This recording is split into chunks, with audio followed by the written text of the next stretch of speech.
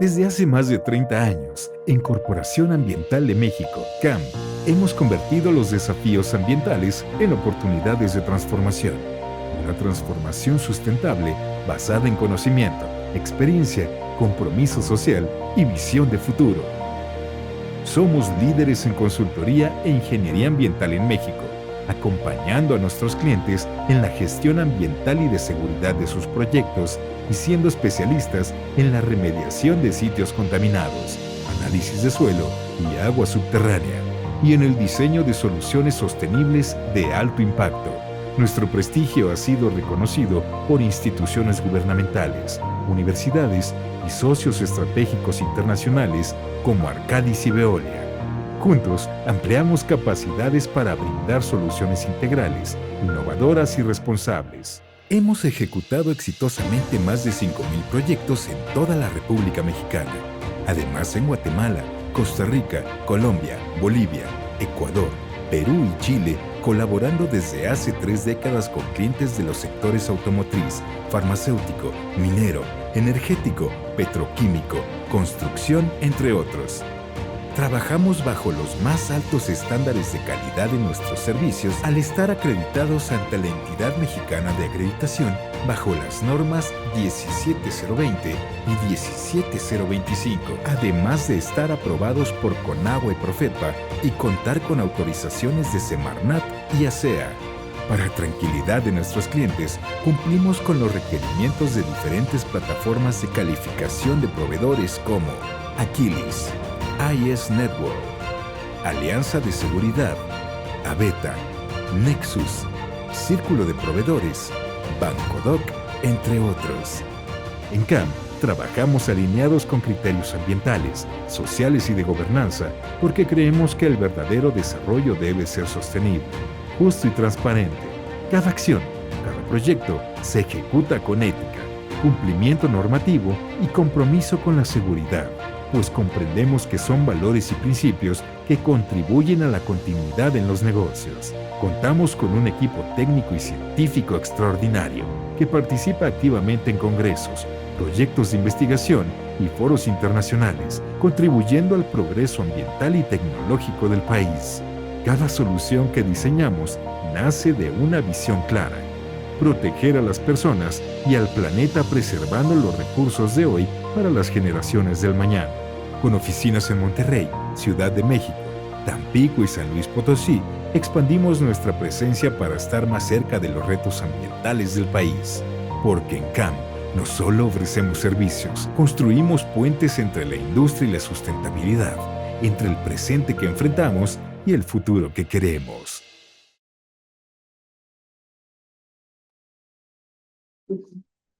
Buenos días a todos. Muchas gracias por acompañarnos. Una servidora, Aide Peláez Topete, a nombre de Corporación Ambiental de México, les doy la más cordial bienvenida a este espacio, tanto a nuestro auditorio detrás de la pantalla como a nuestros queridos y admirados invitados que en breve presentaremos. Entrando ya en materia, porque el tiempo es corto y nos apremia, pues bueno, como sabemos, en diciembre del 2025 se publicó en el Diario Oficial de la Federación la nueva Ley General de Aguas y las reformas a la Ley de Aguas Nacionales. La nueva ley general que prioriza el derecho, el derecho humano al agua y las reformas a la Ley de Aguas Nacionales, pues cobran de verdad mucha relevancia en el contexto actual. Y en CAM, pues llevamos 30 años ya apoyando y acompañando a empresas de diferentes sectores a enfrentar retos ambientales complejos, particularmente pues todo el tema de cumplimiento regulatorio, evaluación y disminución de riesgos y gestión hídrica. De ahí que identificamos que estos cambios recientes en materia de agua pues no son solo una actualización normativa, sino que consideramos que son un punto de inflexión a partir del cual se dicta una nueva manera de gestión para las empresas y para las organizaciones. Durante estos 4 meses, a partir de que ya se publicó se publicaron en el diario oficial, pues hemos tenido una mezcla importante de expectativas, dudas, consultas, interpretaciones encontradas sobre el alcance real que tendrán estos instrumentos, estos cambios, esta nueva ley. La realidad es que están vigentes, ya no hay vuelta atrás en ese sentido, y nos encontramos justo en la parte media del periodo establecido para que las disposiciones reglamentarias mencionadas en las propias leyes, pues sean publicadas, es decir, los reglamentos, ¿verdad, licenciada? Así es. Por ello diseñamos este espacio, un espacio además en un formato diferente al que solemos presentar, ¿no?, información relevante en CAM. Es un conversatorio, una mesa de diálogo y además que mejor que entre amigos, entre colegas y sobre todo contando con dos especialistas, cada uno en su rama, que nos ayudarán, ese es el objetivo principal, le ayudarán al auditorio a, pues, distinguir entre mitos, realidades. Probablemente nos sigamos quedando con algunas expectativas, por lo que mencionábamos de los reglamentos.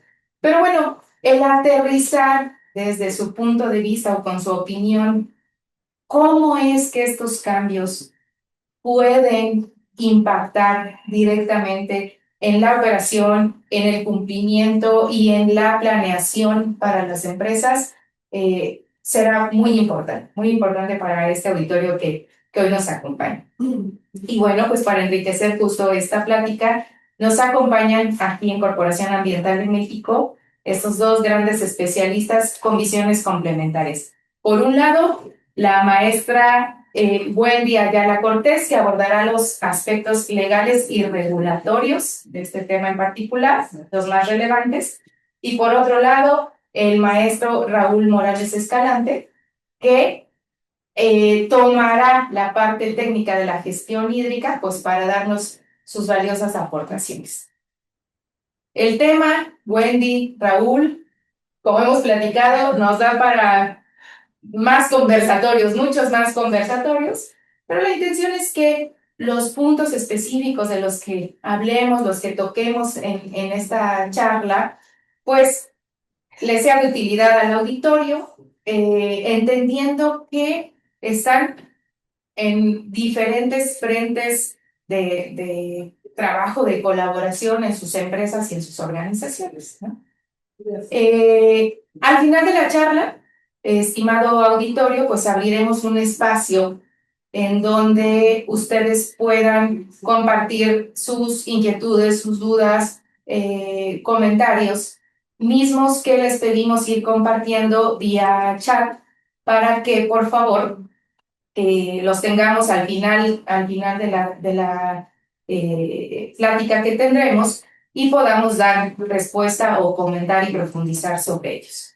Además, para quien esté interesado en obtener una constancia sobre la participación en este webinar, también le pedimos esperar al final de la plática.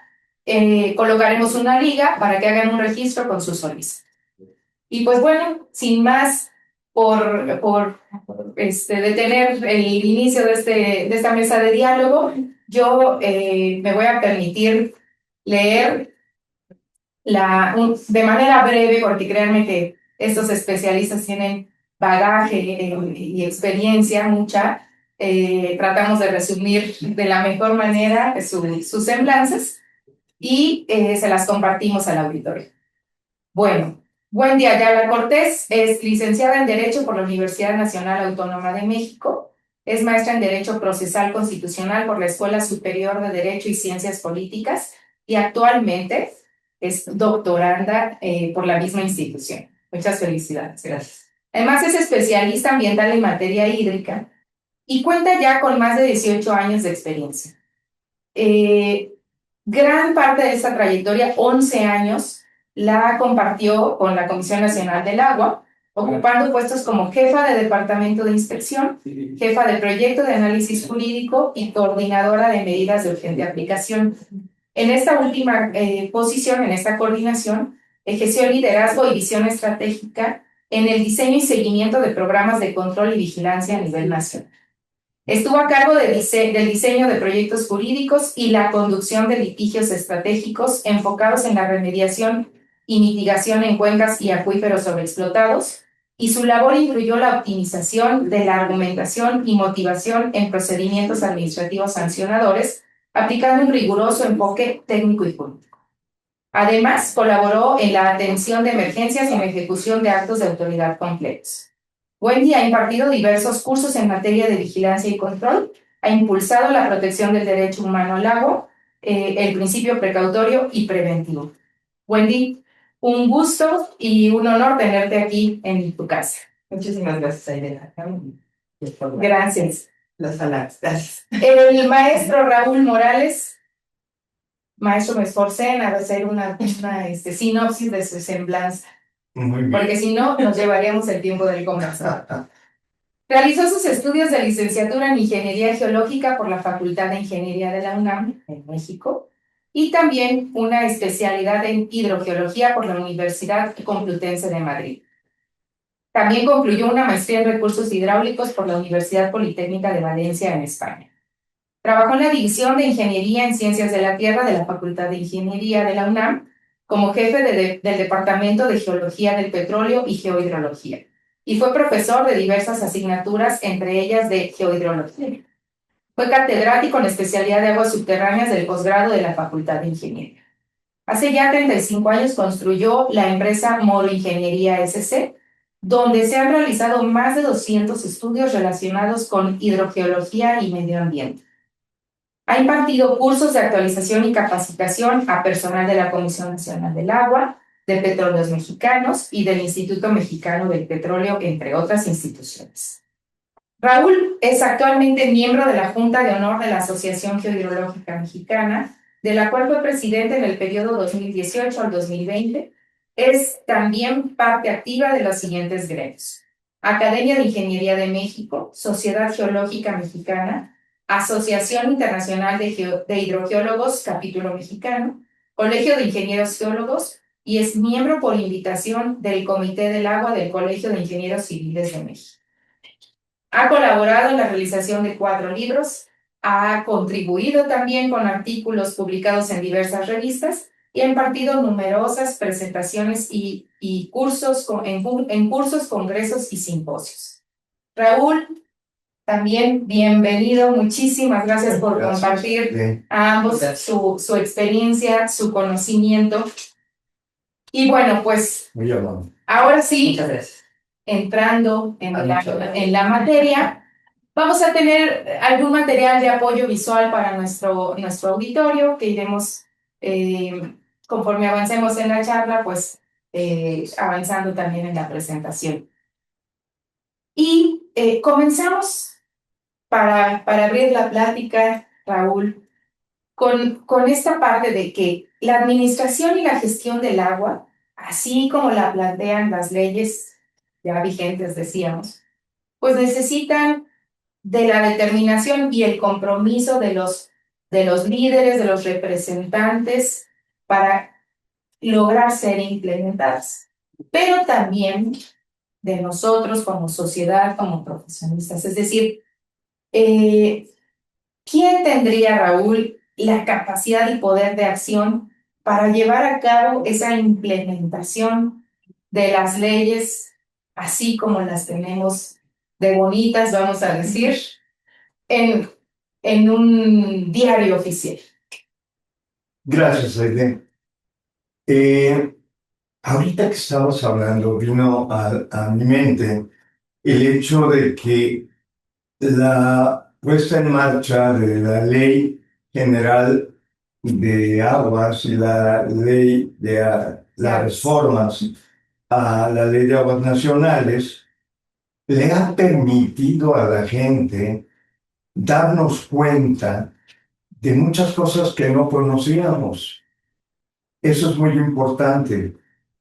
Una cosa, un aspecto de los que no conocíamos y que hablamos frecuentemente es el de voluntad política, ¿sí? Siempre estamos mencionando que la voluntad política, que se requiere más voluntad política. Yo quisiera hacer énfasis en esto, porque como tú bien dices, no toda la gente, no toda la sociedad tiene el poder o el mismo poder. Yes. Entonces, la maestra Wendy y yo nos hemos dado a la tarea de proponerles, y esto ojalá quede claro, de proponer cómo está distribuido el funcionamiento, el poder, el actuar de la sociedad. Por un lado, ellos están viendo la presentación, ¿verdad? Sí, sí, sí. Perfecto. Por un lado, ustedes tienen en pantalla el punto número 1, que son los representantes de elección popular. Me voy a ir primero señalando a los diferentes actores que intervienen en la administración. Tenemos a los representantes de elección popular. Esto fue tomado en la Constitución Política de los Estados Unidos Mexicanos.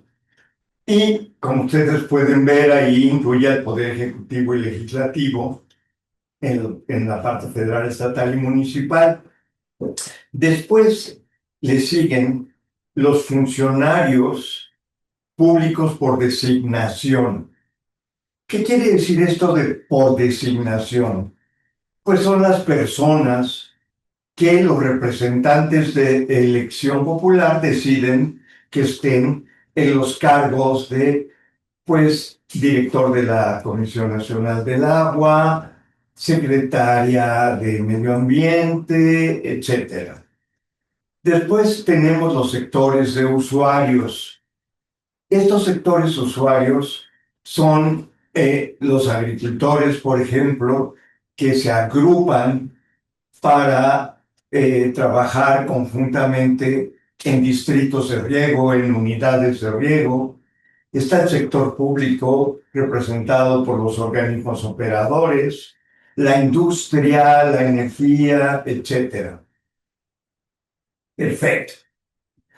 Y por otro lado, ustedes ven que tenemos en el número 4 a los grupos de profesionales vinculados con el agua. ¿Quiénes son estos?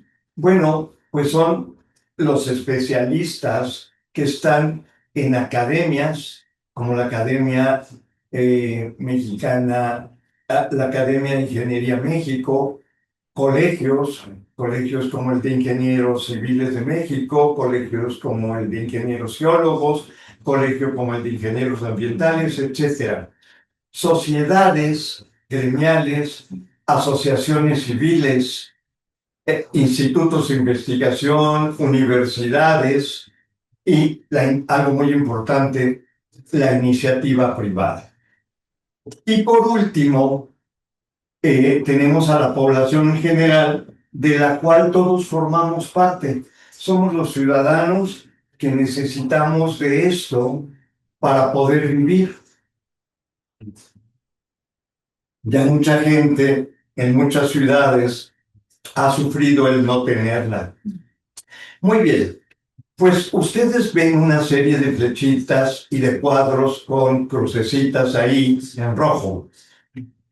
Bien, este engranaje que está en la parte central representa el conjunto de acciones para mejorar las condiciones hídricas del país. ¿Qué pasa con los funcionarios públicos por designación? Bien, pues lo que pasa es que continuamente tienen presión política y les establecen líneas de acción, además de que los representantes de elección popular son quienes deciden quién va a ser el director de la CONAGUA, por ejemplo, la secretaria de Medio Ambiente, como ya lo dije, y en muchas ocasiones, de manera desafortunada, pues estas personas tienen mucha capacidad y mucha voluntad, pero no tienen la preparación académica ni la experiencia para poder resolver este conjunto de acciones para mejorar las condiciones hídricas del país. Así es que hasta ahorita, como podemos ver, quien tiene el poder importante son los representantes de elección popular, los sectores de usuarios. Bueno, los sectores de usuarios también tienen una flechita roja porque estos son capaces de ejercer presión social, ya lo han demostrado cuando cierran carreteras, cuando toman presas, por ejemplo, este ejemplo lo tuvimos hace 3, 4 años, cuando los industriales se niegan o se van de México porque las condiciones no son las adecuadas. Pero desafortunadamente esta presión social no es continua y solamente actúa en el momento en que se les afecta. ¿Qué pasa con los grupos de profesionales vinculados con el agua en donde me siento parte de ellos y creo que todos los que estamos aquí somos partes de ellos?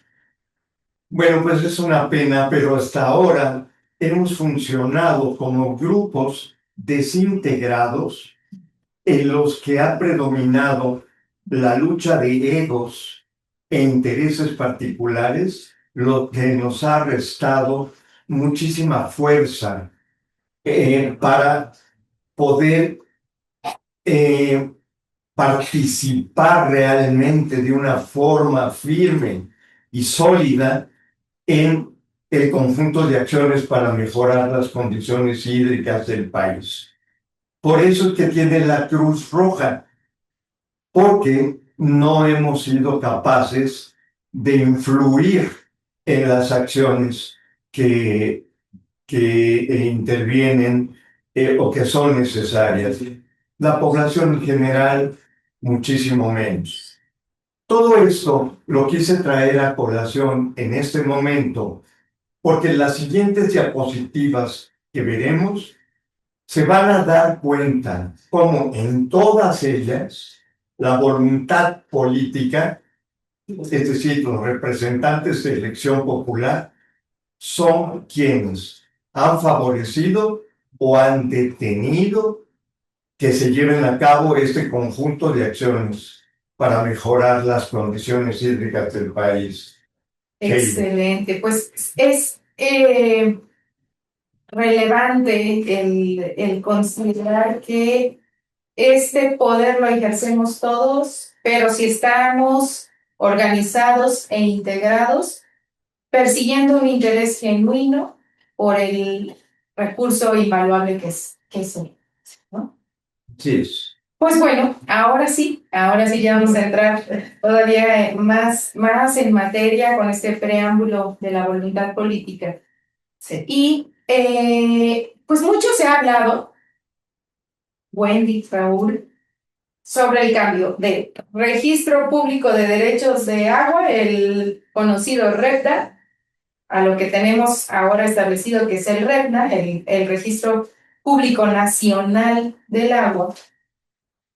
Y vienen a mi mente muchas preguntas. De inicio, ¿por qué tener o qué implicaciones tendría el que gocemos de un registro como mexicanos? ¿Qué nos implica? ¿Qué relevancia tiene que la autoridad del agua hable de un registro público nacional?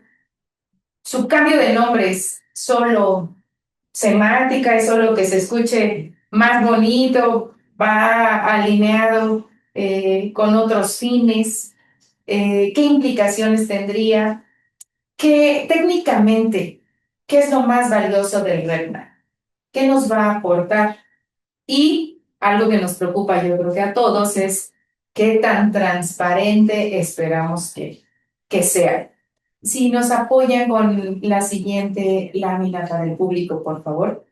Yo quiero hacer una intervención porque este cambio representa muchísimas cosas y muchísimo trabajo. la maestra Wendy ha preparado esta lámina simplemente para hacer notar la dificultad y el trabajo tan inmenso que se tiene que llevar a cabo para lograr que estas leyes funcionen. Gracias. Es parte de la administración del agua, ¿verdad? Así, adelante. Pues muchísimas gracias de nueva cuenta y al maestro. Es un honor estar en esta mesa. Y específicamente de todo lo que podemos resumir respecto a cómo se administra el Estado mexicano, cómo se administran las aguas. Es un territorio muy amplio, es un territorio que comprende una superficie de 1.964 millones de kilómetros cuadrados. En ese sentido, la República, pues, si bien nosotros tenemos identificadas las entidades federativas, las 32, y la Ciudad de México, la administración de las aguas se conforma a través de cuencas hidrológicas. ¿Cómo funciona esto? Pues el Estado ha evolucionado y se ha dado la tarea de distribuir esta administración en 757 cuencas hidrológicas que se divide en 37 regiones hidrológico-administrativas o grandes cuencas. Dentro de ellas vamos a encontrar 653 acuíferos. Estos acuíferos pueden contener disponibilidad o zona de mejoramiento, como veremos más adelante con el maestro Raúl. Y especificar que efectivamente la tarea titánica de la Comisión Nacional del Agua, quien es la institución del Estado que se encarga de velar por su cumplimiento, se encuentra dividido en un nivel nacional y es justamente quien encabeza esta administración, el director general de la Comisión Nacional del Agua. Y a su vez tenemos 13 organismos de cuenca y 20 direcciones locales para poder supervisar, administrar y hacer una revisión de todo el territorio.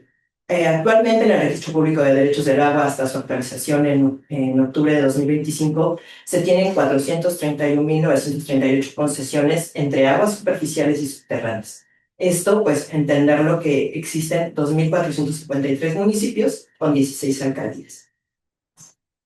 Gracias. Todo esto manifiesta el mundo El universo. El universo. que con agua tiene que enfrentar.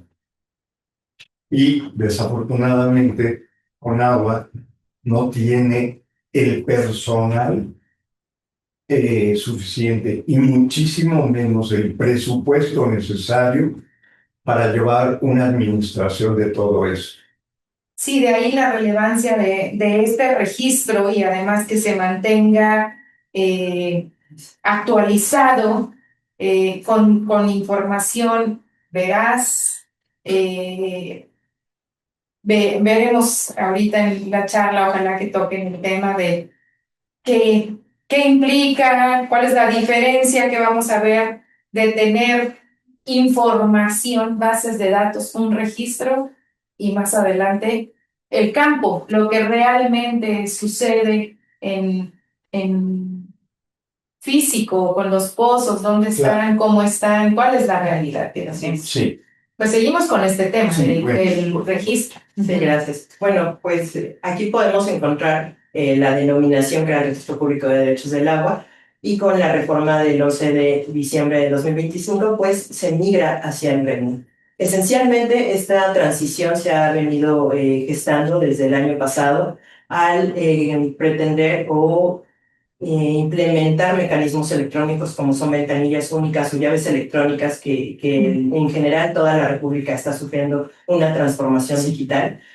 Con esta llave no solo está vinculada la atención de trámites de Conagua, sino, por ejemplo, para expedir un pasaporte, esa llave la tiene que tener la ciudadanía para poder acceder a este catálogo de trámites. Entre ellos, pues, han salido diversos decretos en el transcurso de 2025, una para reducir y simplificar trámites dentro de Comisión Nacional del Agua, y la segunda, que fue para también eliminar diversos trámites burocráticos que posiblemente no permitían esta situación. Es preciso comentarles que el RECDA se encuentra público desde hace muchos años, ha tenido muchas transformaciones el sistema, pero definitivamente esto es, desde 1992 que se creó, pues los usuarios y toda la ciudadanía tiene acceso a la información porque es pública. El tema es cómo se hace una búsqueda a través de esta ventanilla, pero yo diría o definiría que no han tenido tantos cambios a lo largo, sino más bien ahorita es también un tema como de reestructura de la ventanilla, como de atención o cuestionarios que se están profundizando para que la autoridad también tenga más información de cómo se están gestionando las aguas. Yo creo que eso es importante. Y como bien lo dijo el maestro, pues tener un universo tan grande con un recorte presupuestal de personal hace muy complejas estas tareas, y pues resaltarles que hay 219 inspectores que serían también el personal capacitado para salir a campo conforme a las atribuciones de la comisión y poder supervisar estos aprovechamientos. Esto sin considerar pues los ilegales, que más adelante hablaremos de ello. Este es el manejo de las aguas. Entonces yo diría que realmente es un cambio de estructura, pero tendríamos que ver con los complementos normativos, los instrumentos, cómo se iría gestando esta nueva transformación del REP. Es muy importante contestar esta interrogación, porque dice que necesitamos hacer un manejo del agua transparente y reducir y simplificar los trámites. Eso es lo que se busca con el paso de un registro al otro. Es muy cierto. ¿Qué cantidad de técnicos de campo tiene la Conagua para revisar esto? Wendy, 219 inspectores. 219 inspectores. Sí, es Ahora bien, imposible. tenemos que revisar 431.938 concesiones. Pero además hay otros factores que ojalá que con este cambio se tomen en cuenta, y es el factor natural. Realidad natural, ¿no? Sí, Exactamente. ¿Cómo es la naturaleza? Las concesiones se convierten en agua de papel cuando no toman en cuenta la naturaleza. Voy a poner un ejemplo rápido, y ustedes tienen en la imagen superior izquierda una cuenca hidrológica o hidrográfica, son sinónimos, y ven con la línea anaranjada las partes más altas de esa cuenca, y a partir de esa línea el agua de lluvia escurre para un lado o para el otro. Después, esa agua que cae, espero que esté un querido amigo español escuchando esto. Ellos dicen, ese agua que cae se mueve pendiente abajo y representa las líneas azules, y finalmente va a desembocar al final de la cuenca, que ya sea que comunique con otra cuenca, o bien que llegue a un cuerpo de agua nacional, que puede ser un lago, una presa, etc. Bien, pues imaginen, ahora quiero mostrarles a ustedes que hay una diferencia muy grande entre una cuenca hidrológica y una cuenca hidrogeológica o de aguas subterráneas, que es el ejemplo que tienen abajo. Ustedes tienen un acuífero administrativo, y empiezo a usar la palabra administrativo. Un acuífero administrativo 1 a la derecha y un acuífero administrativo 2 a la izquierda. Pues bien, el agua que cae sobre la divisoria hidrológica se mueve. Vamos a ver la flecha azul de la derecha, se mueve, pero debido a que los materiales azules son permeables, es decir, permiten el movimiento del agua, esa agua no respeta el hecho de irse hacia el acuífero administrativo 1, no, se va hacia el acuífero administrativo 2, y entonces es cuando no funciona la parte administrativa con la parte natural. Tengo un muy querido amigo que seguramente está escuchando esto, el ingeniero Rubén Chávez Guillén, que me platicó las muchas razones por las cuales se tuvieron que usar acuíferos administrativos, y una de ellas fue porque los funcionarios públicos por elección dieron un tiempo determinado. Ustedes con agua me tienen que tener para tal fecha una distribución y tienen que haber títulos de concesión para cada pozo. No daba tiempo para tomar aspectos o factores naturales. Continuando con esto de lo natural, me voy abajo a la derecha, y ustedes pueden ver un ejemplo. Los materiales en azul son materiales permeables que constituyen acuíferos. Los materiales en café son materiales de muy baja permeabilidad o prácticamente impermeables, como el de hasta abajo. Esto quiere decir que en un mismo lugar, cuando nosotros estamos parados del lado izquierdo, en ese mismo sitio, debajo de nosotros hay dos acuíferos. Y entonces habrá pozos que solo perforen el primer acuífero y habrá pozos que perforen el segundo. Y entonces hay títulos de concesión. Todos los títulos de concesión no toman en cuenta esto. Y estamos mezclando agua de un acuífero con otro acuífero. Ojalá que con este cambio en la ley, las reformas a la Ley de Aguas Nacionales y la Ley General de Aguas, se den tiempo y no hagan cosas al vapor para poder tener un buen conocimiento real de si hay disponibilidad en el acuífero 1 o si hay disponibilidad en el acuífero 2. Sí, que lo mencionaste, que un concepto muy, muy interesante, duro pero real, el agua de papel, un acuífero administrativo, realmente se estudie, realmente se sepa la disponibilidad del recurso hídrico Se conoce. y se conozca cómo funciona. Y con esto pasamos a un tema que es de interés, yo diría, nacional. Las concesiones, ¿no? Que hablábamos de concesiones de papel, pero resulta que pues esas concesiones tuvieron Por supuesto, por supuesto. Qué bueno, Elde, muchísimas gracias.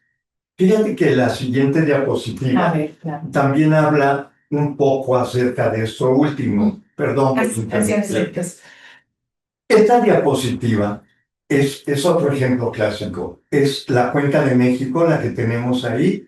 Las líneas azules claritas son las divisiones de los acuíferos administrativos, y las líneas en rojo están mostrando el flujo que sigue el agua subterránea. Como ustedes pueden ver, las líneas en rojo del acuífero Apan pasan hacia el acuífero Cuautitlán-Pachuca. ¿Esto qué quiere decir? Que realmente es un solo acuífero. Desde el punto de vista natural es un solo acuífero. Pero administrativamente quedó dividido así. Ahora, yo hago las siguientes preguntas. Perdón, por eso me interrumpí. Esto es fácil. Las personas que van a analizar esto, ¿lo tomarán en cuenta? ¿Tomarán en cuenta estas situaciones?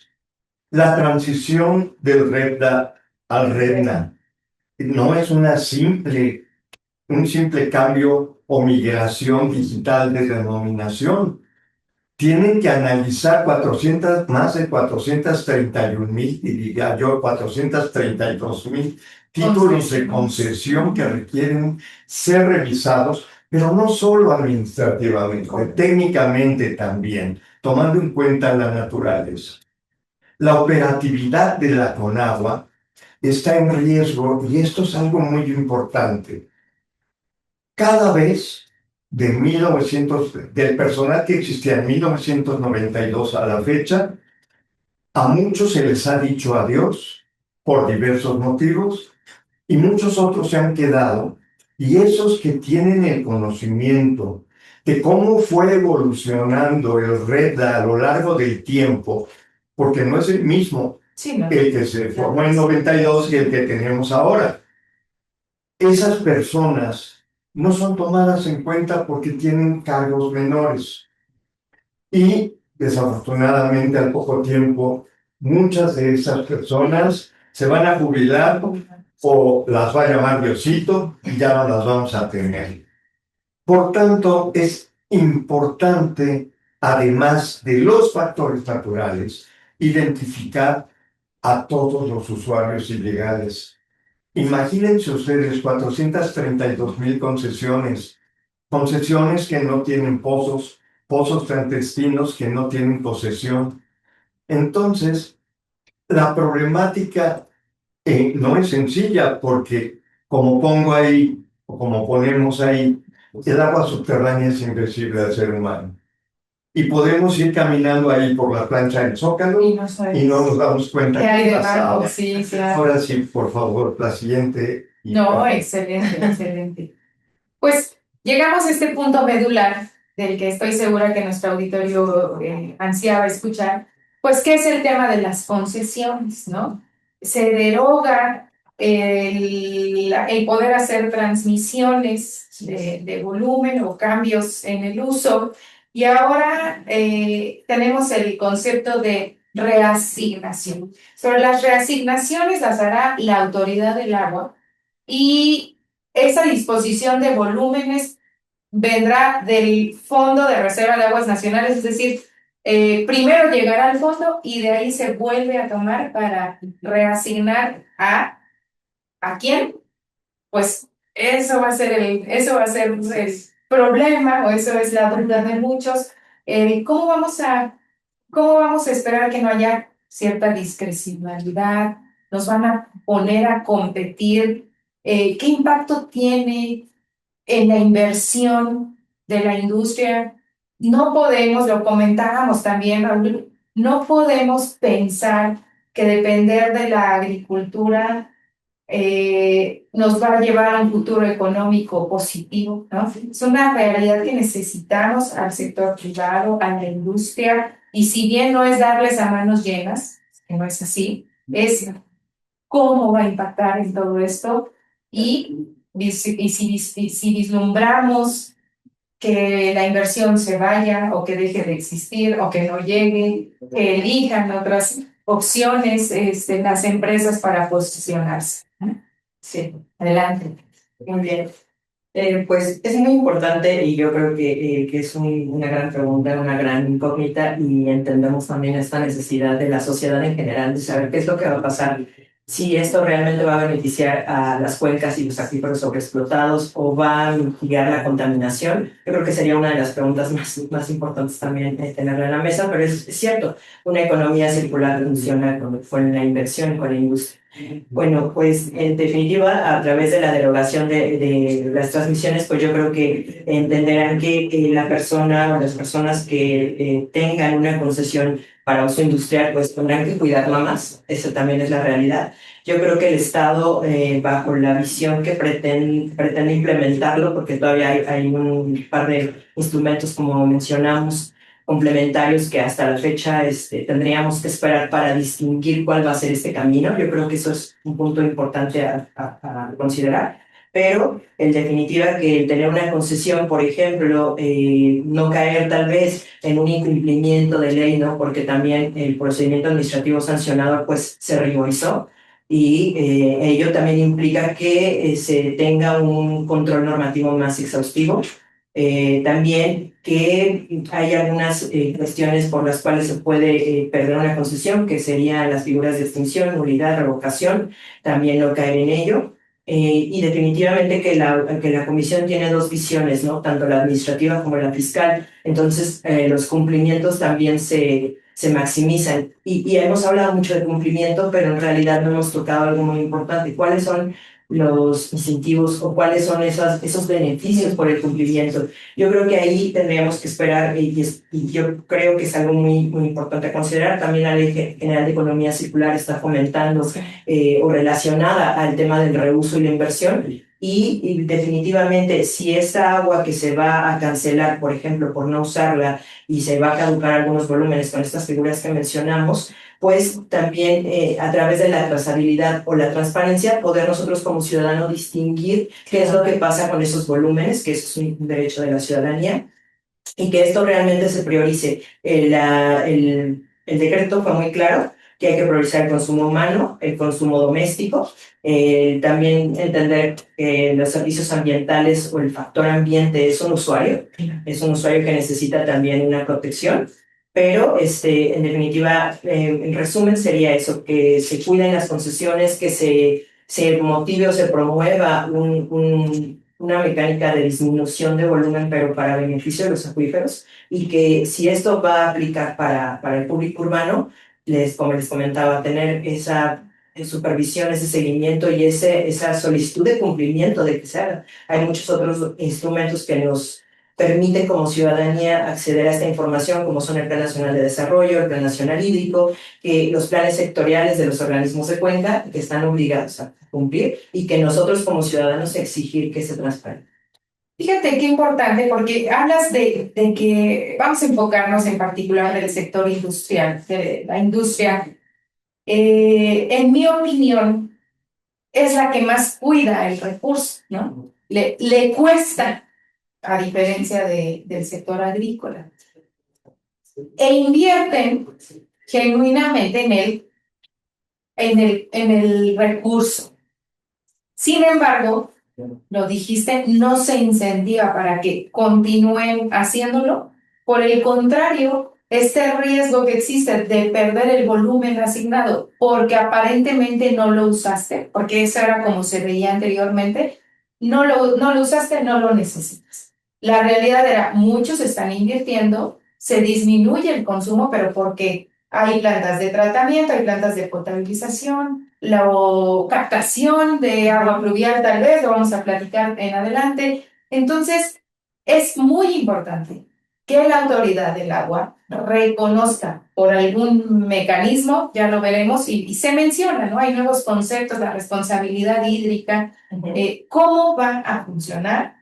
Creo que eso es de los puntos que quedarán pendientes de esta charla, esperando el reglamento, los reglamentos que sentarán las bases para eso, pero es de reconocer que, bueno, el tema del cuidado del agua se está haciendo y a veces quien la hace no es reconocido, ¿no? Sí. No es incentivado. Tienes mucha razón. Esas cancelaciones no deben hacerse a ciegas. Deben hacerse pensando en recuperar agua y que no vas a castigar al que está trabajando e invirtiendo para recuperar agua. Sí. Algo en que yo estoy muy a favor es que se cancelen las transmisiones, porque ya se había convertido en un mercado del agua. Sí. Miren, aquí quiero nada más mencionar como colofón algo que acaba de comentar la maestra Wendy. El hecho de que nuevamente está puesto ahí la figura de que hay varios acuíferos y en que la autoridad, entre paréntesis, Conagua, reasigna, pero hasta arriba de todo está la voluntad política. Ya sabemos quiénes son la voluntad política, no es necesario volverlo a mencionar.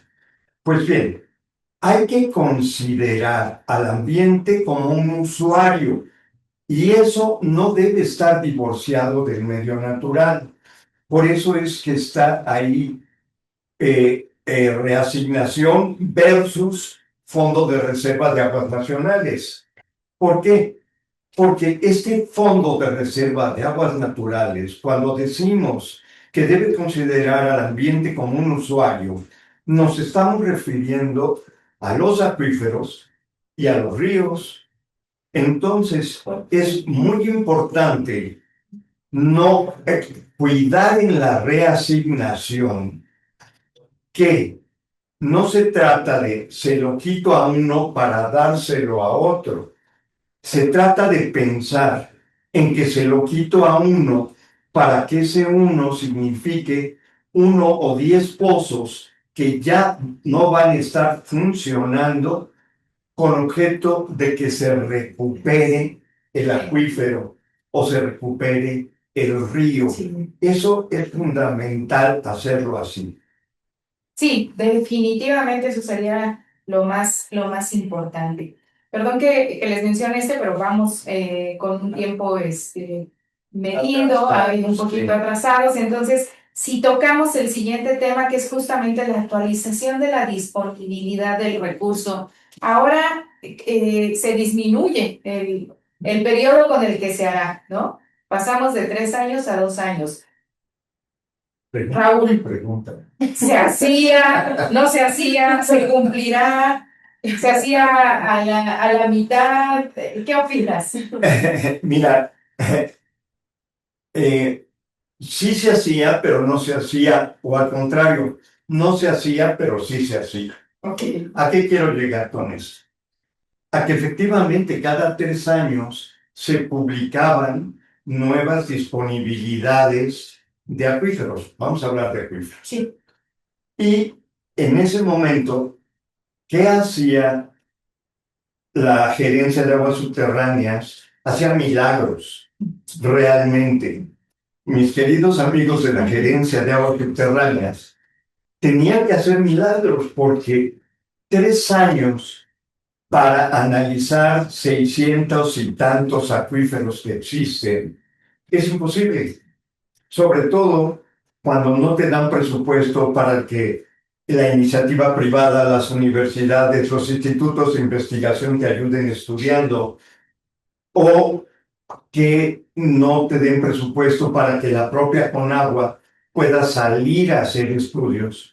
Entonces tenían que dar respuesta, tenían que publicar disponibilidades con lo que tenían, que eran estudios que muchas veces tenían 10 años de antigüedad o más, y con información del RETA, que como bien sabíamos, no estaba actualizado. Entonces, si tú me preguntas ahora, ¿se va a poder hacer en 2 años? Yo te digo, pues sí, pero no. Sí, porque lo van a tener que hacer, Claro. por lo que tengan y como puedan. Y que se cumple, pero no están reflejando esos documentos la realidad de los acuíferos, porque además en muchas ocasiones no se está tomando en cuenta el factor natural. Sí. Todos los cuadritos que están ahí hablan exactamente de lo que Sí. acabo de decir.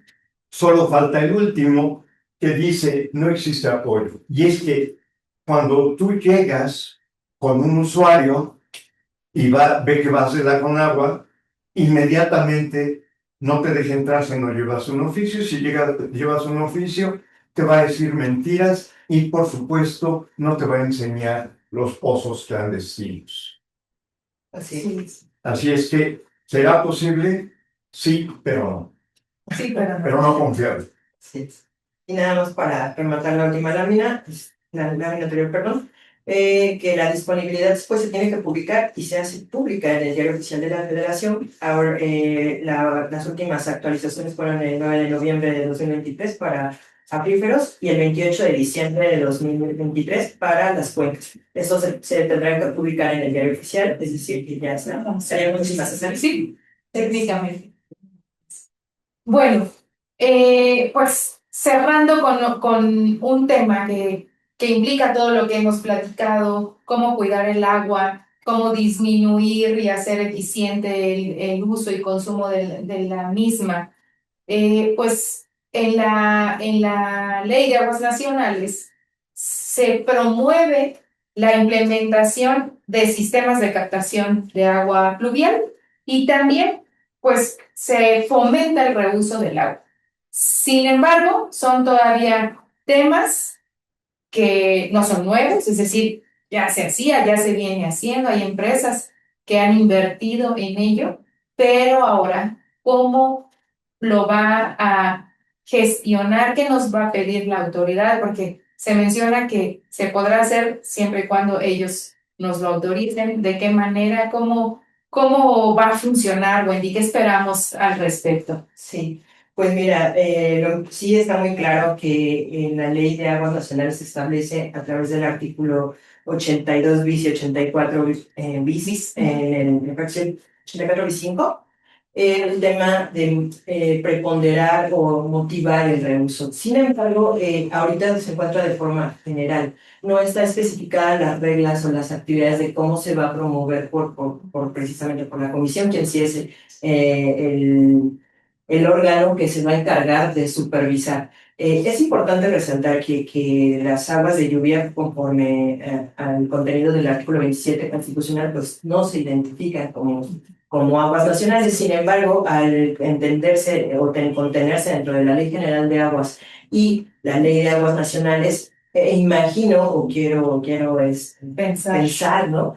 Que a lo mejor uno de los instrumentos pueden ser reglas, pueden ser reglamentos. La autoridad tiene una gama de instrumentos administrativos que puede complementarlo, ¿no? Entonces, no están dadas las reglas todavía del juego, diríamos. Tendríamos que esperar a ese complemento dentro de los 180 días que están próximos a cumplirse para ver si se modifica el reglamento de la Ley de Aguas Nacionales, que debe ser, porque si no sería contrario a la ley.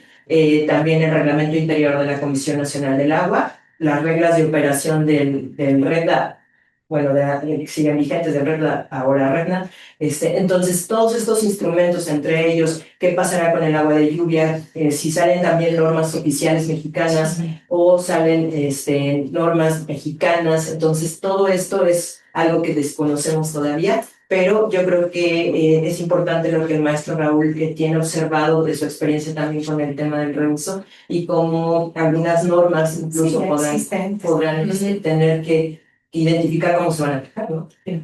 Si no son contrarias o habrá que modificarlas. Sí. Se introducen, perdón, Raúl, nada más, se introducen estos puntos claves y nuevos conceptos, lo hablábamos, la responsabilidad hídrica, ¿no? ¿Cómo la va a calificar? ¿Cómo la van a evaluar? ¿Quién es responsable de hídricamente? ¿No? No lo sabemos. Hay ya instrumentos existentes, por ahí está la NMX 184 de SECOFI, que hace referencia a la determinación del volumen de uso eficiente del agua. Sin embargo, es desconocida. Ojalá veamos que la Conagua en este trabajo arduo que están haciendo para la emisión de los reglamentos hayan considerado todo lo que ya existe y lo que tienen que considerar para que realmente esto funcione. Sí, bueno, mira, hablando de agua de uso primario, es decir, agua de acuíferos, agua de ríos, definitivamente hay que trabajar mucho en un proceso que es el de uso eficiente del agua. A mí me gustaría comentar que el futuro de México está en dos aspectos fundamentales, en dos acciones fundamentales, que es el uso eficiente del agua y el reuso del agua. El uso eficiente del agua porque la mayor cantidad de agua, es bien sabido, el 76%, se usa en el sector agrícola, pero desconocemos, en ningún documento de Conagua está, ni en los distritos de riego, qué superficie está tecnificada y qué superficie no está tecnificada. ¿Cómo vamos a saber el tamaño de la inversión para poder hacer un reuso, un uso eficiente del agua si no conocemos esto? Por otro lado, los organismos operadores están muy bien organizados, necesitan apoyo federal para que tengan eficiencias físicas mayores al 60%, que es lo máximo que logran. Alguna supera y es ejemplo. Pero sentirse orgulloso de que mi organismo operador tiene el 60% de eficiencia, es decirle a todo el mundo, estoy perdiendo el 40% del agua y principalmente en fugas. Y hay quien piensa que, bueno, pues cuando menos esas fugas se van y se recargan al acuífero, pero ¿y si están en materiales impermeables? No van a recargar nunca al acuífero. Entonces, eso es en cuanto a uso eficiente, pero en cuanto a reuso del agua, se refiere, en el mejor de los casos, el 18% de las aguas residuales tratadas que salen de las plantas de tratamiento de aguas residuales se usa agua morada, agua violeta o como le quieran llamar. La demás se tira al mar o se tira a cuerpos receptores de agua. ¿Pero a qué se debe esto? Se debe también a que faltan estímulos a estos organismos operadores para que trabajen, por ejemplo, en la recarga artificial. Esto es importante. Y algo que nunca se ha tocado en México. El, eh, el uso del agua de retorno agrícola. Yo siempre pongo un ejemplo que es el del Tren El Morillo, que está en el distrito de riego número 26, pegadito al río Bravo, que en cuando menos la mitad del año está tirando 3 metros cúbicos por segundo que no son usados y que ni siquiera son tomados en cuenta por su calidad como agua para pagar el agua que México le debe a Estados Unidos por tratado de 1944. Duelen estos datos porque por un lado hay una estira que tensa la cuerda y por otro lado la sueltan sin mayor explicación. Claro, es un análisis complejo el que necesitamos hacer de esto. Nuevamente, muchas gracias por acompañarnos aquí en su casa. Vamos a proceder con la lectura de comentarios, preguntas, y demás participaciones de nuestro auditorio. Y yo nada más quisiera comentar por último que, pues, el hecho de haber parecido críticos no quiere decir que no seamos conscientes, al contrario, lo platicamos, de todas las implicaciones que esto tiene. Creo que el tema de hacer las cosas rápido, porque nos lo están pidiendo, porque hay que cumplir con compromisos, La voluntad política. con la voluntad política que empezamos hablando, pues, es lo que hace complicado y que no se hagan las cosas con el tiempo que deberían hacerse, ¿no? Pues muchas gracias a todos. Voy a leer una pregunta que tenemos por aquí de Carolina Sánchez. Dice, en este caso de la reasignación, yo creo que es para ti, Wendy, ¿cuáles son para la autoridad las pautas o criterios para poder asignar volúmenes? Ahora van a hacer reasignaciones a las empresas. Es decir, ante la falta de la cesión de volúmenes y el entendido de cuidar los títulos, ¿cómo las empresas pueden justificar lo suficiente la solicitud de una reasignación de volumen para que la autoridad del agua lo otorgue? Muchas gracias, Carolina. Muy buena tu pregunta. Es muy importante, de hecho, saberlo, pero el tema es que ahorita no han sacado los complementos, ¿no? Entonces, si yo me aventurara un poco a decirte un criterio, porque posiblemente también pueden ser criterios al interior administrativos, lo que sí está claro y viene publicado dentro de la ley es que tienen que priorizarse los usos. Es decir, primero vamos a imaginar que tenemos una fila para acceder a esta agua de papel, en la cual pues va primero el público urbano. Posteriormente vemos, bueno, el doméstico público urbano, ¿no? Y de ahí vamos priorizando los usos, el agrícola. Y de ahí vamos considerando los usos como prioritarios que ya se tienen establecidos en el catálogo de la ley, pero las reglas o criterios pueden ser muy subjetivos o pueden ser muy claros si vienen dentro de un lineamiento, reglamento o algún otro instrumento. Pero si no viene especificado, pues sí estaríamos a un criterio subjetivo o administrativo de la autoridad de cómo va a darle prioridad a lo mejor a quién o cómo lo haría. Sería ahorita una pregunta que me gustaría poderla responder, pero únicamente es lo que tenemos, ¿no? La ley de aguas, la relación de usos, que esa ha estado desde el 2004. Y ahorita sería ver qué complementos normativos generan, y si no, pues sí estaríamos a un tema de criterios objetivos, desde la atención hasta cómo se va a administrar la disposición de esa reasignación. Esperemos que no vaya a ser así, porque además la falta de certeza jurídica, aunado a todo esto, puede crear mucha incertidumbre en temas de inversión, ¿no? Así es. Otra pregunta para Wendy: ¿cómo puedo concientizar a mis alumnos de nivel medio superior respecto al uso del agua? Pero yo creo que también, por supuesto, Raúl puede complementar. Pues, maestro, por favor. Ok. Bueno, yo he visto que se han hecho ejercicios, por ejemplo, en Universum, hay semanas dedicadas al agua. Voy a dar este ejemplo porque esto puede ser llevado a cualquier otro ámbito, a cualquier otra escuela. Y pasan a un alumno y le dicen: ¿cuánta agua ocupas para bañarte? Y la niña dice: no sé. Alguien que está sentado, a un adulto, le preguntan: ¿cuánta agua utiliza usted para bañarse? Dicen: no sé.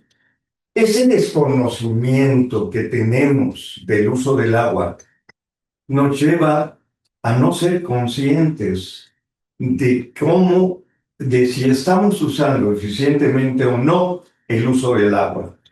Y como el agua se cobra muy barata, solemos hacer un mal uso del agua. Si bien ya no vemos a tanta gente lavando coches a manguerazo o lavando la banqueta a manguerazo, sigue habiendo un desconocimiento hacia el interior de los hogares. Déjenme comentarles algo. Y esto es para que lo dejaran, por ejemplo, de investigación a sus alumnos. La Organización Mundial de la Salud establece como el volumen adecuado para cada familia, para todos los usos, 100 litros por persona y por día. Eso es suficiente. Lo han probado, no es algo que se lo inventaron y se lo sacaron de la manga. Les puedo decir que en el 2022, en que en Monterrey vivió su día cero, había gente que no tenía agua y había personas en el municipio más rico de Monterrey, no quiero decir el nombre, que estaban usando 300 litros por habitante y día. El Instituto Mexicano de Tecnología del Agua hizo un estudio y en el centro de la República se estaba usando, para el periodo en que hizo ese estudio, que está cercano, 180 litros por habitante y día. ¿Qué les sugiero? Les sugiero que a sus alumnos les dejen trabajos de investigación para que se hagan conscientes. ¿Sabe por qué? Porque cuando solamente lo escuchamos, no es el mismo impacto que cuando lo leemos y luego lo vemos en casa. Aunado a este punto de los 100 litros per cápita, los astronautas viven con 50 litros por día. Entonces, sí. Creo que aquí el tema de querer es poder, ¿no? Y haciéndonos conscientes, como bien dices, midiendo, quizás sea un buen ejercicio, medir realmente para tomar conciencia cuánto consumimos, cuánto apostamos, vamos paso a paso implementando medidas en casa, en las escuelas, etcétera, a nuestro nivel como sociedad, como decíamos al inicio, ponernos retos, ¿no? Eso En el es muy consumo. importante. Por ejemplo, concientizar a los jóvenes y que, por ejemplo, observen a su mamá o cuando ellos lavan los trastes, que ellos los deberían de Sí, por lavar. favor. O que vean a su papá Sí, lavando los trastes, que se den cuenta cómo deja el chorro cayendo entre que hace muchas otras cosas. Y cuidado, lo empieza a regañar la señora al señor porque deja abierto el chorro y no sabemos cuánto se va a perder. Lo hago un poco chascarrillo, pero es una realidad. Y a veces creemos que el reuso o la recirculación está afuera o sea, a distancia de nosotros, ¿no? Y lo podemos hacer en nuestra práctica diaria. Entonces, la cultura de la legalidad. Yo creo que eso es algo, no solo en el ejercicio del agua, sino en todo, ¿no? En toda nuestra vida jurídica y en nuestra vida personal, debemos de cumplir como las reglas que existe el Estado, pero más allá de ello es algo que debe también de ser personal y eso sería para la población en general, ¿no?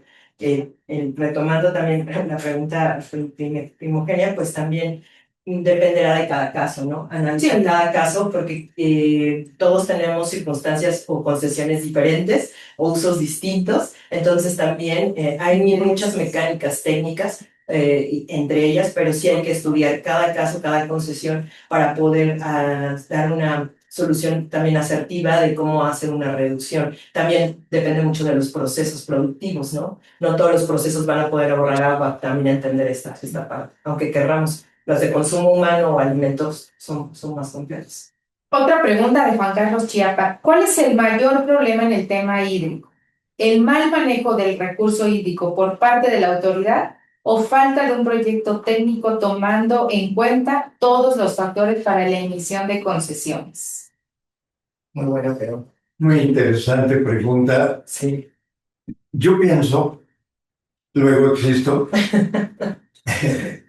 yo pienso que proyectos no faltan. ¿Se acuerdan ustedes de la distribución de usuarios que había hecho en el que el número 3 eran los investigadores, este grupo de personas de academias, universidades, etcétera? Ahí se han hecho un sinnúmero de estudios técnicos para mejorar las situaciones.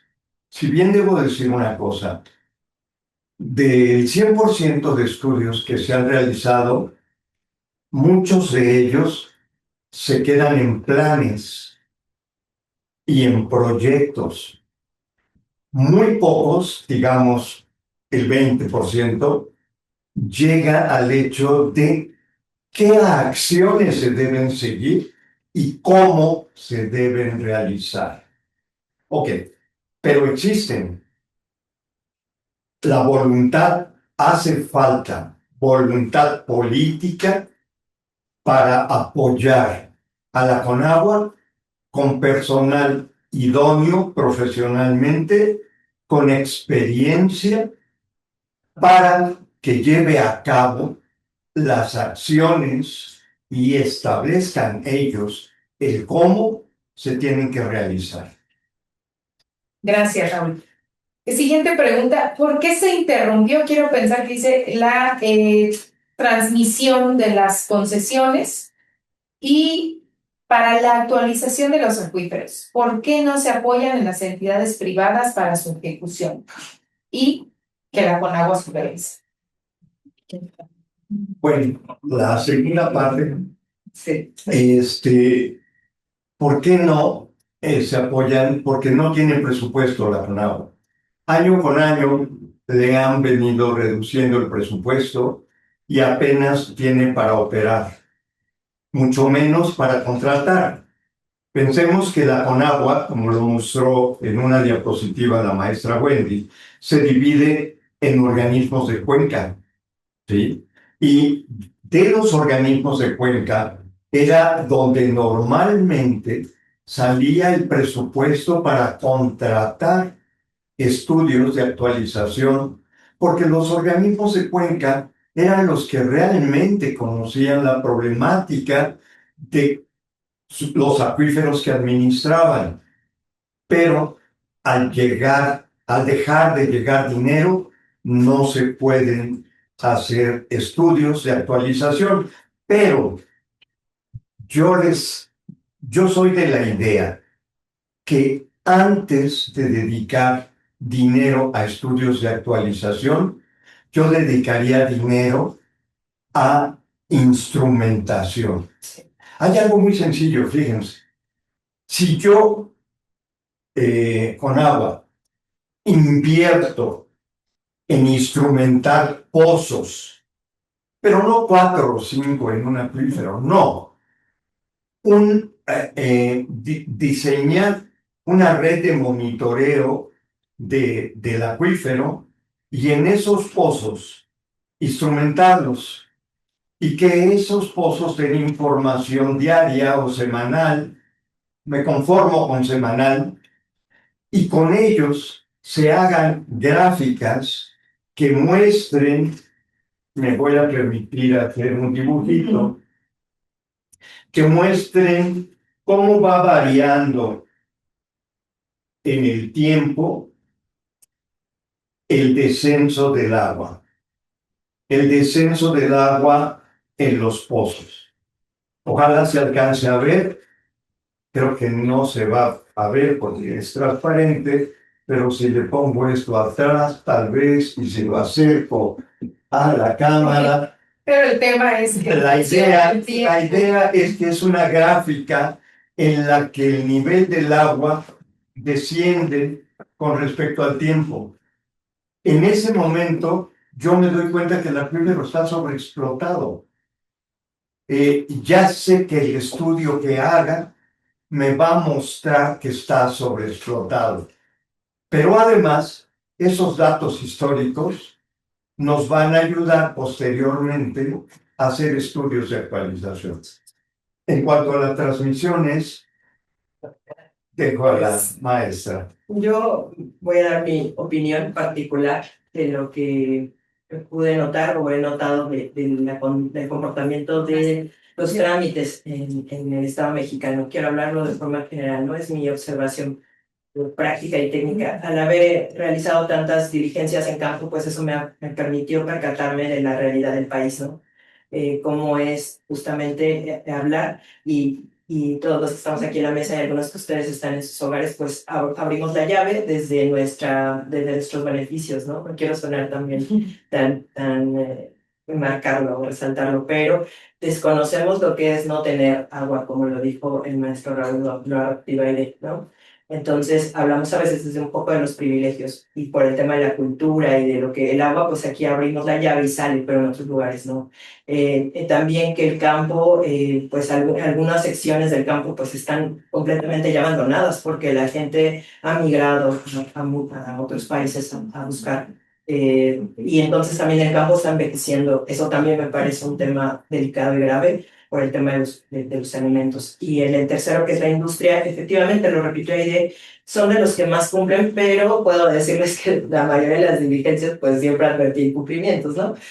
¿Por qué? Porque estás capacitado, preparado para distinguir si hay incumplimiento de la ley o no. Bajo ese resumen y bajo esa tesitura, el punto de las transmisiones es el siguiente. Yo creo que la falta de atención de trámites, que siempre ha estado muy amplio, y el poder digitalizar, migrar hacia temas de administración digital, hace complejo esta tarea entre los técnicos, que es el área que supervisa los aprovechamientos también, y la inspección, que es la que se encarga de ver los cumplimientos, pues ha reducido significativamente en el transcurso de estos años, lo cual vuelve una tarea de por sí compleja, titánica. Ese sería el primer aspecto. Que hay gente capaz en la institución, hay gente muy capaz, muy preparada, que saca avante, pues lo que vemos, ¿no? Como dicen, bien, mal, lo que, con asegúnes, pero está publicado, es legal y se tiene que cumplir. Ese sería el segundo punto. Y el último, esto definitivamente afectó a las transmisiones. ¿Por qué? Es el punto que quiero cerrar, porque posiblemente alguien lo solicitaba, pero a falta de personal no se podía acudir al campo a revisar que efectivamente se cerrara un pozo como debe lo mandata la norma y se verificara en el espacio de tiempo y lugar donde se iba a hacer esa transmisión, verificar que efectivamente ese pozo se iba a perforar con las condiciones que se requieren por ley. Y entonces, ¿qué pasaba? Que empezaba a existir una laguna de cementerio de trámites o de pozos que no se verificaba la transmisión, y eso detonó en que mucho de lo que hoy vemos público, pues ante falta de personal, pues la ley a lo mejor, o lo que tienen la visión, las personas que generaron estas reformas o que tienen esta información, es que esto ya no se gestara, pero yo consideraría que es una falta de personal y una falta de revisión de aprovechamientos, lo que derivó en la derogación de las transmisiones. Yo le abonaría, Wendy, nada más que también hay que reconocer que caímos en un exceso como sociedad, un abuso, ¿no? Exacto. Ya después lo platicamos, era el mercado negro del agua. Creo que sin duda también es un factor importante para haber llegado a esta situación. Ya había otro que cambiaban, un señor tenía su terreno agrícola que ya no ocupaba por diversas razones, tenía su pozo, tenía su concesión y un fraccionador inmobiliario le compraba el terreno, pero quería quedarse con el pozo y no se vale el cambiar el uso que se le tenía que dar. Entonces, por un lado, por otro lado, se quejaban de eso, pero el agua es propiedad de la nación, el terreno no, que es fácil. Sí, exacto. Y bueno, otro comentario dice, la figura de la cesión temporal de volúmenes a la autoridad, ¿qué tan viable es para evitar una caducidad de volúmenes? Y en su caso, ¿cómo opera? Esto de la caducidad es un tema también, pues, de mucha relevancia para todos, ¿no? Uh-huh. Bueno, en particular, hablar de la caducidad es un tema muy complejo, muy conversatorio, porque quiero ser cuidadosa y delicada en esta parte, porque no me gustaría que ustedes se quedaran con una perspectiva de que lo que les comento es tal cual ley, ¿no? Yo les diría y reiteraría esto: hay que revisar cada caso, hay que entender cada caso, porque puede ser que a lo mejor como industria ustedes tengan un proceso, acaben de invertir en un proceso donde hagan una disminución y o a lo mejor las ventas han disminuido y este año fue muy malo y entonces tienen que reducir sus volúmenes de producción, y esto puede que esta brecha pues se vaya prolongando, ¿no? 2, 3, 4 años, pero al punto tengas una muy buena y entonces necesites todo el volumen que tenías concesión. Sí. Entonces, bajo la ley, eso ha estado desde antes, no es de ahorita, pues si pasabas 2, 3 años sin usar el volumen, pues se caducaba. Esa es una de las figuras que mencionamos de extinción, ¿no? Que es la caducidad de volúmenes. En ese sentido, bueno, hay reglas muy particulares, hay publicaciones también por parte de la Ley Federal de Derechos y de reglas de operación, en las cuales se especifica las pautas a seguir para la cuota de garantía o la interrupción de la caducidad, pero son muy específicas. No me gustaría decirte a ti tal vez te va a aplicar esto o vas a hacer esto, porque posiblemente tu caso en particular requiera un análisis, un estudio de bitácora, bueno, un buen de temas que se tienen que revisar para poder ser asertivo con tu pregunta en concreto, y de cómo también lo gestiona cada proceso, ¿no? Y esperaremos la publicación del reglamento en esta materia también. Sí, podemos emitir alguna opinión. O si cambian las reglas también, porque eso puede pasar. Sí. Por aquí también Mike Vicario, muchas felicidades por la presentación, maestro Raúl Morales y al equipo organizador. Me gustaría preguntarle en términos de datos lo siguiente. Sabemos que en próximos planes de gobierno en temas energéticos se está pensando en aplicar técnicas para explotación de hidrocarburos en lititas, en fracking.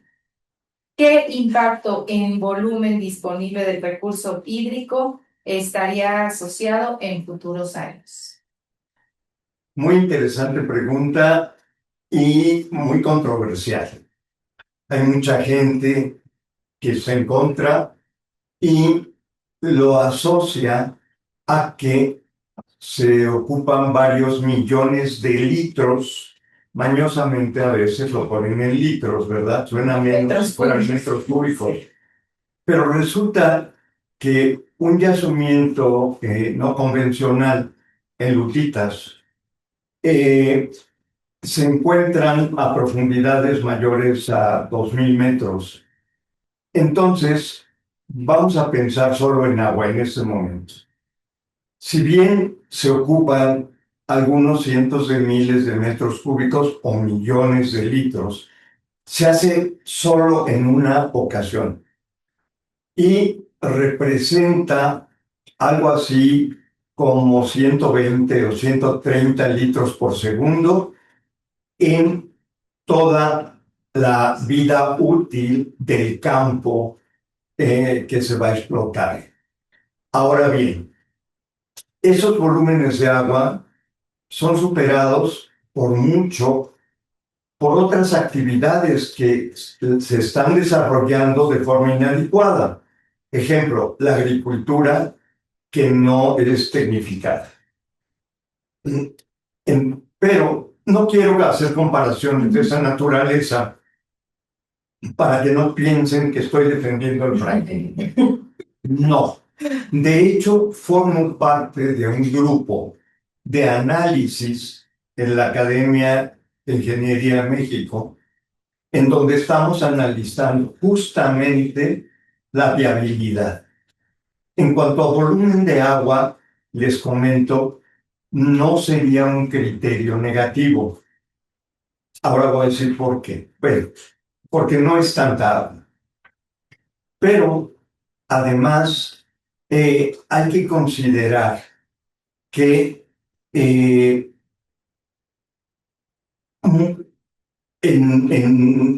la parte geológica, primero habría que estudiar el camino a seguir para hacer una buena aplicación de los recursos hídricos en un campo de yacimientos no convencionales.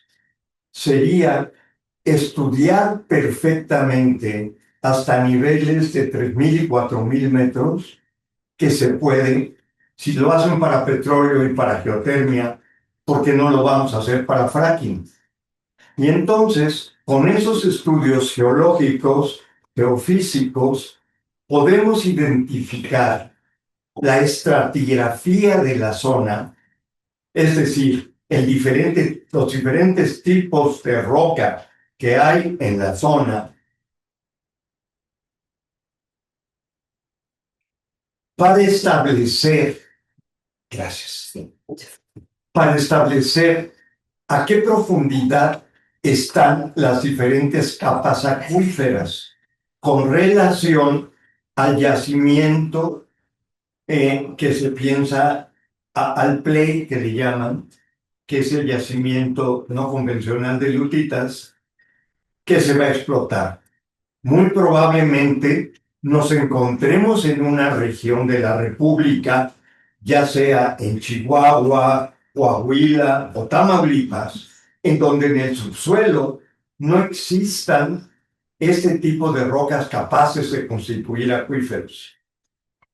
Uno. Dos, el fracturamiento hidráulico, llamado fracking, no requiere de agua dulce. Puede ser utilizada agua salada, agua salobre, agua de retorno agrícola, agua residual tratada. Todo depende dónde nos encontremos. Entonces, no es necesario el uso de agua dulce. Eso es importantísimo. Entonces, para finalizar, el orden en que se tienen que hacer los estudios sería primero geológico-geofísicos en la zona donde sabemos que a profundidad hay lutitas con aceite y gas. Después de todo eso entra la parte hidrogeológica o paralelamente a eso entra la parte hidrogeológica para ver si existen o no existen acuíferos, y si existen acuíferos, identificar a qué profundidad están con respecto al yacimiento, y paralelamente a eso, buscar la fuente de agua que pudiera utilizarse a cambio de no usar agua dulce. Muchas gracias. Esperamos que nuestro auditorio haya aclarado con estas precisiones que se hicieron. Nosotros estamos muy agradecidos con nuestros invitados de honor, Wendy y Raúl. Créanme que detrás de esto estuvo mucho trabajo de parte de ellos para poder estar este día platicando sobre esos temas tan relevantes en cuestiones hídricas. Y pues no nos queda más que agradecerles y darles un reconocimiento por su participación, por su acompañamiento. Esperemos que sea el primero de varios. Tenemos en puerta la publicación de los reglamentos y pues no nos queda más que despedirnos, agradecerle al auditorio también.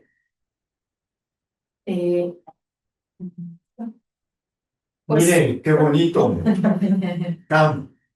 Sí, muchas gracias. Muchas gracias a todos y nos veremos pronto. Gracias a todos.